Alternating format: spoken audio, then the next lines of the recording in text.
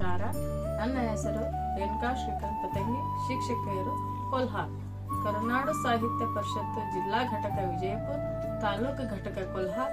ವಿಷಯ ಸ್ವರಚಿತ ಚುಟುಕು ವಾಚನ ಸ್ಪರ್ಧೆ. ಚುಟುಕು 1, ಜೀವನದ ಸಂತೆ.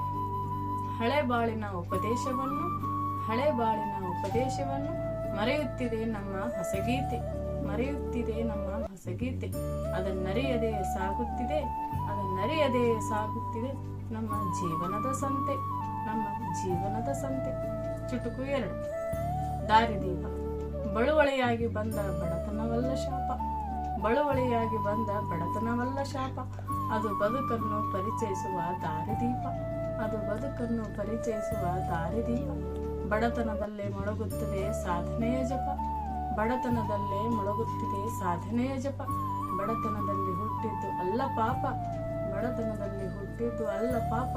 ಬಡತನದಲ್ಲಿ ಹುಟ್ಟಲು ಮಾಡಿರಬೇಕು ತಪ. ಧನ್ಯವಾದ.